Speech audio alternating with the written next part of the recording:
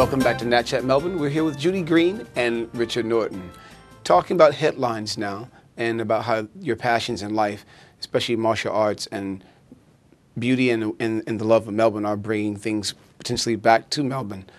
I believe when people hear martial arts, they don't think about the inner beauty it causes to come out of individuals, the sense of self-confidence and the ethics associated with the different codes of martial arts.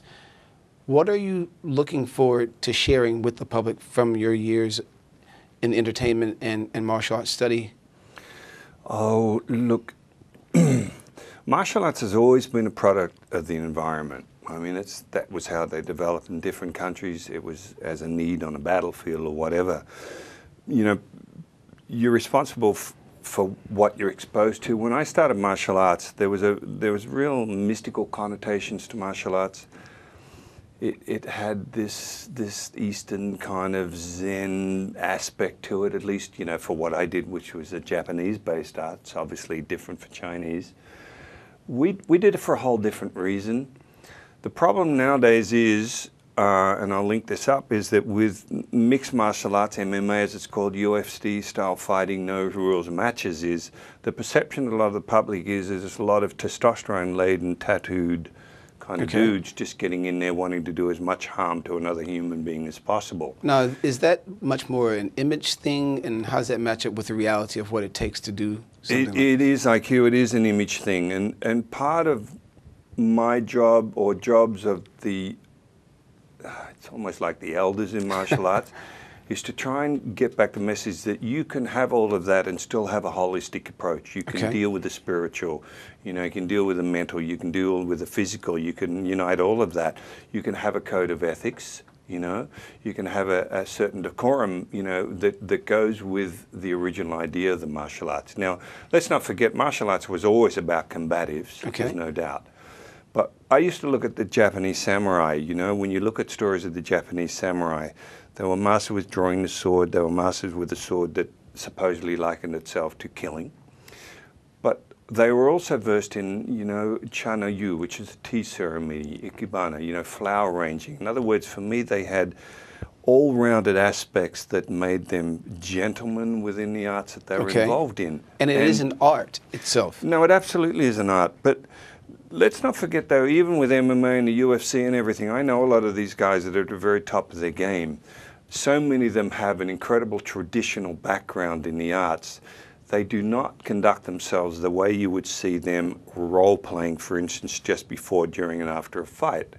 When you get them off to the mat, a lot of them are involved in teaching kids and teaching people how to be good people, how to control the abilities that they're sort of attaining and everything, that it's not about, let me go out and see what I can use. You know, I liken it to, in the movies, you get a stunt driver, you get a really good stunt driver who does the hairiest, craziest stunts on film.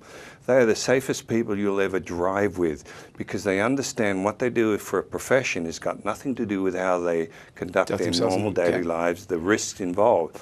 You get a great MMA fighter, a lot of times, that's what they do, that's their living. Outside of that, they can be very gentle and caring people. Now, that's not across the board. There's always going to be irregularities.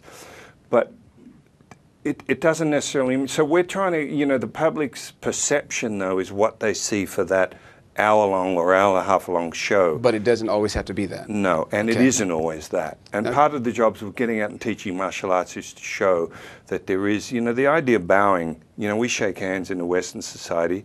In the Eastern sort of framework, you bow. It's not the idea, the physical act of bowing, it's whether or not your personality will allow you to humble yourself in front of another person's show of respect. Speaking of being humble, although you're extremely famous in Australia, I believe right now some of your attentions and passions have turned toward teaching. If I'm right, you are a co-teacher with Richard for women and self-defense, and could you mind sharing some of that? I feel like somehow, and I'm not sure exactly how, I do want to be involved with the community, whether it be to do with head trauma or bullying. You know, I had a couple of instances last year where, you know, there's an emotional bullying and physical bullying, and I had emotional bullying happen to me. So firsthand, I had the experience of how that made me feel. And if someone doesn't have the skills to deal with this, you know, you can then understand why the suicide rates, you know, with the youth and things like that. And it's such a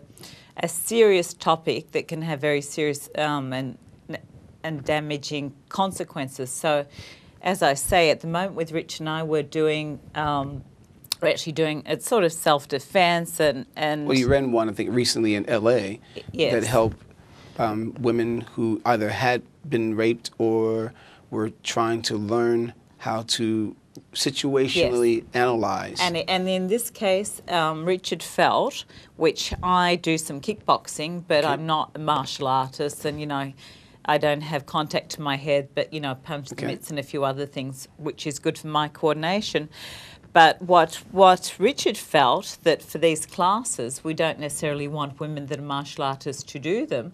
And I generally, in the past, can walk around, Richard will call it like a victocrat. I walk around sort of like this, and it's such a mindset of confidence, the emotional feeling when someone actually has been bullying. It somehow affects you deep inside, and through what we're doing, I think it helps women have more self-confidence and...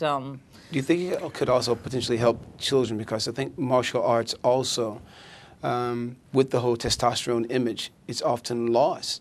That kids often go through situations where they're bullied and lose that confidence. And as they're trying to learn their bodies, sometimes feel a bit awkward and lose their confidence and the carefree nature they had as kids. Would you see any potential things within the community that you could do or might be doing with that as you transition back to Melbourne? Yeah, well, martial arts is all about that. I mean, even look at the grading system within the arts with the different belts. Part of the idea of that is to give very small increments of goals for people. They start at the end of the line of the white belt. 6 months later, they've moved up the line, and there's other people on the other side of them. So it's very good for building that self-confidence, you know, the awareness. Like there's some mentoring as well. Oh, absolutely. You know, and that's the importance of a good instructor. Look, like getting back to these classes here, you know, the whole idea of the self-defense classes for ladies was the statistics, you know, and maybe we can go into that in a moment, you know, because it's an important aspect to realize that 73%, you know, of rapes are committed by somebody the person knows. You know, there's aspects that we delve into trying to give ladies the tools to know that if they don't fight back against sexual assault, let it be not because they don't know how, but because they chose at the moment not to. And there's an important sort of difference, you know, and we're trying to give them the skills, the ability and the strength inside to know that they do have tools at their disposal. They can absolutely avoid becoming a victim. Well, you spent your entire life making Australia beautiful to the world and being beautiful human beings. We'd like to thank you for coming to NATCHAT here on Channel 31. Judy Green, Richard Norton, wish you every success, and Melbourne will be looking forward to seeing you back home.